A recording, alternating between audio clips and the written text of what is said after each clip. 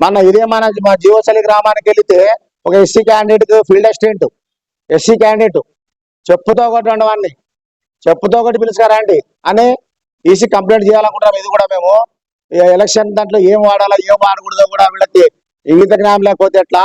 ఒక SC candidate వాళ్ళ దళితులకు మేము మా పార్టీ పరంగా ఫీల్డ్ అసిస్టెంట్ ఇస్తే వాళ్ళు చెప్పుతో కూడా పిలుచుకారా అండి. వాడిని ఎవడు వాడు, నువ్వు చూసినావా, ఏమన్నా ఉంటే ఆధారాలు చూపి వాళ్ళు తెలియదుంటే అట్లా అఫిషియల్ గా వెళ్ళాలి. కానీ ఒక ఎస్సీ దళిత కాంటే చెప్తూ కొట్టి పిలుచుకారండి అని మాట్లాడితే దళితులకు నువ్వు ఎంతవరకు మర్యాద ఇచ్చినట్లా.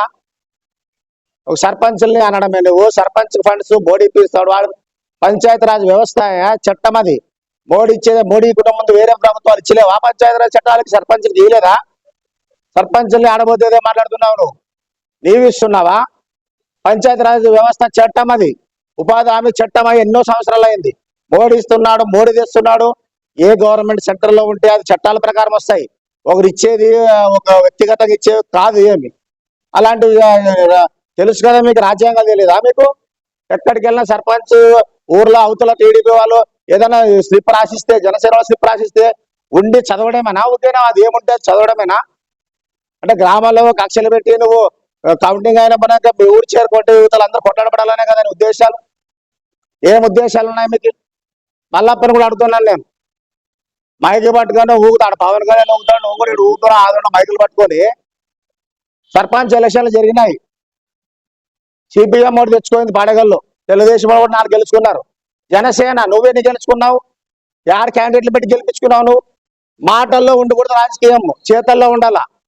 నీవు కూడా కానీ కష్టపడి 2 ఊర్లు గెలిపించుకుంటే, అవును జనసేన లీడర్ ఆదోనిలో జనసేన లీడరు 2 గెలిపించుకున్నాడు అంటారు. మైక్ ఉన్నప్పుడు అందరూ మాట్లాడతారు. వాక్చాతుర్యం ఉంటే ప్రతి ఒక్కరు మాట్లాడతారు. వాక్చాతుర్యం ఉంటే ప్రతి ఒక్కరు కూడా మాట్లాడతారు మైక్ చేతిలో పెడితే. మరి నువ్వు జనసేన తరపున ఎంతమంది ఎంపీటీసీలు గెలిపించుకున్నావు? జనసేన తరపున ఎంతమంది సర్పంచ్లు గెలిపించుకున్నావు? జనసేన తరపున ఎంతమంది కౌన్సిలర్ గెలిపించుకున్నావు? 0. మీరు పార్టీది ఓట్ల రూపంలో చూపి, గెలిపించి చూపి, ఆడ వచ్చి వాడు స్లిప్ ఇస్తే అరవడం కాదు. ఇది ఎందుకంటే మేము మా ఊరిది జీవోసలి కూడా సపరేట్ చెప్తున్నాం. ఇది దొడ్డనకేరు విషయం కాబట్టి దీంట్లో మేము దొడ్డనకేరు వాళ్ళ విషయంలో ప్రస్తావిస్తున్నాం.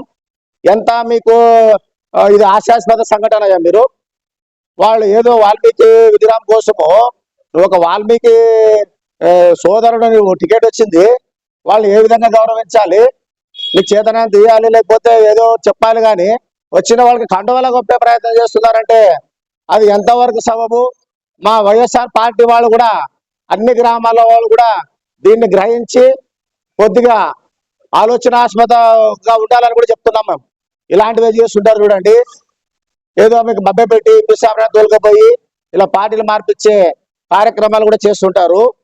ఇలాంటివన్నీ కూడా మన కార్యకర్తలు కూడా, అన్ని గ్రామాల్లో కార్యకర్తలు కూడా ఈ సంఘటనను మీరు దృష్టిలో పెట్టుకొని మీరు కూడా గ్రహించుకుంటూ ఉండండి. లీడర్లు కూడా గ్రహించుకుంటూ ఉండండి, వాళ్ళు ఏం చేస్తున్నారు విలేజ్ లో అని కూడా మన లీడర్లకు కూడా ఈ సంఘటనని ఒక ఉదాహరణగా తీసుకోవాలని కూడా మేము చెప్తున్నాం.